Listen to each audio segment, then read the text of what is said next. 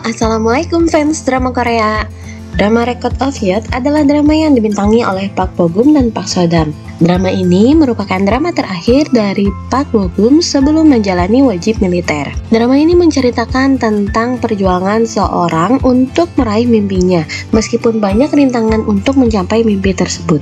Nah, penasaran kan dengan review dan first impression drama Record of Youth ini? Tapi sebelumnya, buat fans drama Korea, jangan lupa klik tombol subscribe dan nyalakan loncengnya ya, agar fans drama Korea tidak ketinggalan berita terbaru seputar drama Korea. Drama ini diawali ketika seseorang pembawa berita memberikan reaksi terhadap hancurnya sebuah jembatan. Dan ternyata itu adalah rekaman audisi sebuah film yang sedang dilihat oleh sang sutradara. Sang sutradara menyukai aktingnya, tapi seseorang mencoba menghalangi dan mengatakan aktor lain lebih bagus dari dirinya. Seo Hae Jun yang diperankan oleh Park Bo Gum adalah seorang model yang sukses, dan dia bercita-cita untuk menjadi seorang aktor. Tapi sayangnya, keinginannya tersebut tidak semudah yang dibayangkan, padahal pekerjaannya sebagai model sudah mulai berkurang. Akhirnya, dia bekerja sebagai bodyguard sang aktor, di mana sang aktor memukulnya karena membiarkan mantannya memasuki ruang tunggu aktor tersebut. Seo Hae Jun juga melakukan berbagai macam pekerjaan sambilan. Di antaranya, dia bekerja sebagai pelayan di restoran sandwich Subway dan restoran barbecue. Pemilik restoran barbecue sangat menyukai Seo Hae Jun dan berencana untuk memberikan bisnisnya suatu saat kepada Seo Hae Jun. Tetapi Hae Jun menolak karena dia memiliki mimpi yang lain. Ada juga seorang makeup artis pemula bernama Ah Jong Ha yang diperankan oleh Park So Dam.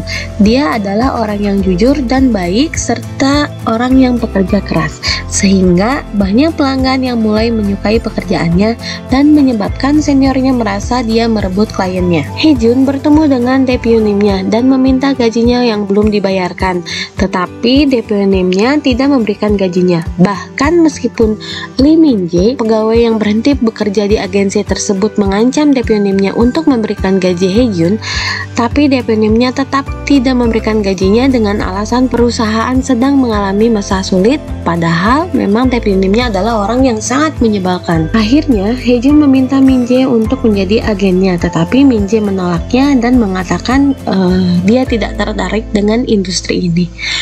Setelah itu, Hae Jun kembali kepada depunimnya. Depunim mengira dia kembali untuk meminta kembali uangnya dan mengadu domba Hae Jun dengan Hae Ho, sahabatnya sendiri, dan mengatakan Hae Jun iri kepada Hae Ho karena Hae Ho adalah seorang model dan aktor yang terkenal yang juga sahabat Hae Jun. Tetapi Hae Jun mengatakan dia tidak seperti depunimnya yang melakukan pekerjaan kotor. Hae Ho adalah temannya. Kemudian depunimnya marah dan meneriakkan kalau Hae Jun selamanya hanya akan menjadi bayang-bayang Hae Ho. Hae Jun tinggal bersama keluarganya, tinggal bersama kakek, ayah, ibu, dan kakaknya. Dalam mengejar cita-citanya menjadi seorang aktor, Hae Jun banyak mendapatkan cobaan dan rintangan yang harus dihadapi.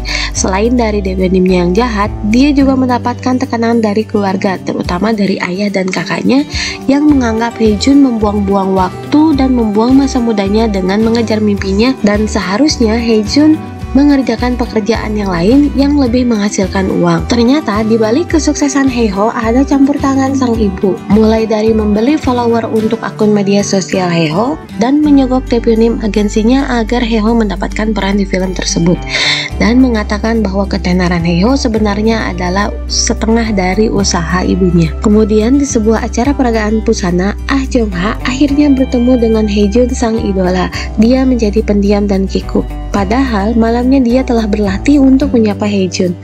Akhirnya Jong Ha melakukan make up pada Hae Jun dengan hati yang berbunga-bunga. Setelah selesai, Hae Jun berencana untuk menunggu di luar, tapi Hae Ho meminta Hae Jun untuk tetap duduk di tempatnya. Hae Jun merasa kurang nyaman karena penata riasnya terlalu pendiam dan sulit untuk diajak bicara. Padahal sebenarnya Jong Ha gugup berada di dekat idolanya. Kemudian Hae Jun meminta Jong Ha untuk membereskan make up temannya.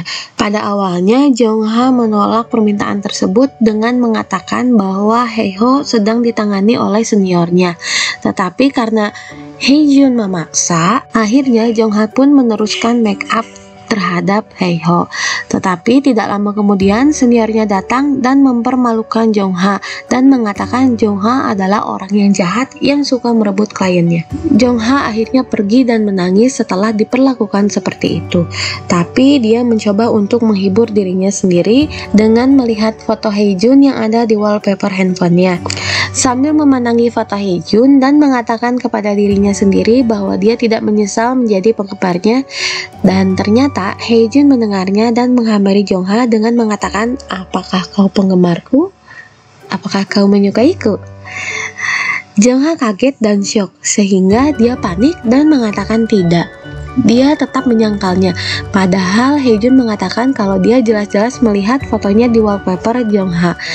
Karena Jong-ha merasa malu, akhirnya Jong-ha tetap tidak mengakuinya dan mengatakan kalau dia sebenarnya adalah penggemar Won Hae-ho. Mendengar itu, Hae-jun merasa kaget dan malu karena telah merasa terlalu percaya diri. Kemudian mereka duduk dalam keadaan malu. Hae-jun malu karena terlalu percaya diri, sedangkan Jong-ha malu dan gugup karena memang duduk bersama idolanya. Untuk menghilangkan keadaan yang kikuk, Hae-jun mencoba untuk mengajak Jong-ha bicara dan mengatakan Jong-ha pasti tadi gugup karena bertemu dengan idolanya yaitu Won Hae-ho, serta melakukan kontak fisik dengan melakukan make up untuk idolanya. Jong-ha mengakui bahwa dia memang merasa gugup, bahkan dia gugup sejak semalam, meskipun orang yang dimaksud oleh Jong-ha adalah Hae-jun sendiri. Hae-jun mengatakan Hae-ho adalah orang yang baik, sehingga Jong-ha tidak salah memilih idola, padahal idola yang sebenarnya adalah Hae-jun sendiri. Akhirnya Hae-jun bisa merasa nyaman berbicara dengan Jong-ha dan merasa bahwa Jong-ha itu adalah temannya. Mungkin kalau misalnya Hae-jun tahu kalau Jong-ha adalah fansnya, pasti Hae-jun tidak mungkin senyaman ini untuk berbicara dengan Jong-ha. Sebelum pergi, Jong-ha juga mengatakan kepada Hae-jun kenapa dia menghampirinya dan mencarinya. Kemudian Hae-jun mengatakan kalau dia mengetahui rasanya merasa ketidakadilan.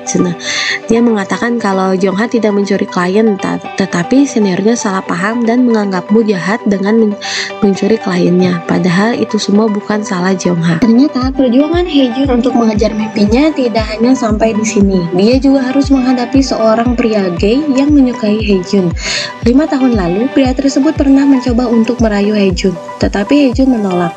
Kemudian pria tersebut memberikan tawarannya lagi dengan mengatakan akan membantu Hae-jun dalam mengejar mimpinya asal Hae-jun mau menerimanya, dan pria tersebut memberikan waktu selama 1 minggu pada Hae-jun untuk memikirkannya. Nah gini nih deritanya kalau jadi orang yang cakep. Jadi yang suka sama Hae-jun itu bukan cuma cewek aja, tapi cowok juga suka. Akhirnya Hae-jun mengetahui kalau dia gagal mengikuti audisi film tersebut karena sebenarnya Hae-ho lah yang mendapatkan peran tersebut. Sampai di rumah, Hae-jun bukannya mendapatkan dukungan dari keluarganya, tetapi dia malah semakin direndahkan oleh ayah dan kakaknya karena mengetahui kalau dia tidak lulus dari audisi. Ketika Hae-jun pergi untuk mengatakan jawaban kepada pria gay tersebut, dia bertemu dengan Min-jae. Min-jae mengatakan dia telah mendapatkan pekerjaan untuk Hae-jun dari seorang desainer di Milan karena menginginkan jasa Hae-jun sebagai modelnya selama 3 hari. Ternyata Min-jae pernah bertemu dengan sang depionim yang menyebalkan tersebut dan memastikan apakah depionimnya sudah membayarkan gaji Hae-jun, tetapi depionimnya mengatakan kalau Hae-jun itu sebenarnya bukan siapa-siapa. Bahkan kalau tanpa depionimnya Hae-jun tidak bisa menjadi model. Dan di depan Min-jae, depionimnya mengatakan kalau ada seseorang yang menginginkan Hae-jun menjadi model, tapi dia mengatakan bahwa Hae-jun itu telah pensiun sambil tertawa merendahkan. Disitulah Min-jae menjadi marah sehingga Min-jae mencoba menelpon kliennya tersebut dan mengatakan kalau Hae-jun itu tidak pensiun tetapi dia pindah agensi. Karena Min-jae panik, dia mengatakan bahwa Hae-jun pindah ke agensinya sendiri. dan mengatakan nama agensinya adalah Jampong. Mendengar hal tersebut, Haejun pun tertawa, tetapi Haejun tetap menolak pekerjaan tersebut. Dia mengatakan kalau dia tidak punya uang untuk membeli tiket pesawat dan akomodasi selama dia berada di sana. Dan dia mengatakan bahwa dia akan mengikuti wajib militer bulan depan sehingga dia akan berhenti untuk mengejar mimpinya. Setelah Haejun menolak tawaran dari pria gay tersebut, ternyata Min Jae masih menunggunya di luar dan mengatakan bahwa Min Jae telah melakukan pemesanan tiket dan mengatur seluruh akomodasi dan meminta Haejun untuk pergi menyiapkan paspornya karena mereka akan berangkat pada jam 18 waktu Korea. Tetapi Haejun masih merasa keberatan. Min Jae memohon dan mengatakan kepada Haejun kalau dia tidak mungkin mengatakan bahwa Jampong hanyalah sebuah perusahaan karangannya saja, sehingga meminta Haejun untuk membantunya. Akhirnya mereka pun pergi ke Milan dan melakukan pekerjaan tersebut. Haejun dan Haeho datang ke salon tempat Jongha bekerja, dan Haejun mengatakan kepada Haeho bahwa Jongha adalah penggemarnya. Ketika Jongha berdua dengan Haeho, dia akhirnya jujur bahwa sebenarnya dia adalah penggemar dari Haejun, bukan dari Haeho, dan dia mengatakan kalau dia berbohong karena malu di depan Haejun dan meminta kepada Haeho untuk merahasiakannya dari Haejun. Haejun meminta Jongha untuk memotong rambutnya dan dia mengatakan kepada Jongha bahwa dia akan mengikuti wajib militer. Nah, itu dia sinopsis dari episode 1 dan 2 drama Record of Youth ini. Dan first impression drama ini menurut aku masih belum kelihatan nendang ya. Mungkin karena masih di 2 episode awal, jadi masih belum terlalu terlihat intrik dan perjuangan mereka meraih mimpi. Dan ceritanya juga masih mudah ditebak, tapi tenang aja sih karena ini adalah drama yang masih awal banget episodenya. Jadi biasanya drama Korea itu kan terlihat seru ketika mencapai episode 5 ke atas. So kita lihat aja episode selanjutnya apakah akan ada hal menarik yang membuat kita penasaran dan ketagihan untuk terus menonton kelanjutan episodenya. Nah, terima kasih, semoga ini bisa menjadi referensi list drama Korea untuk kalian tonton. Assalamualaikum.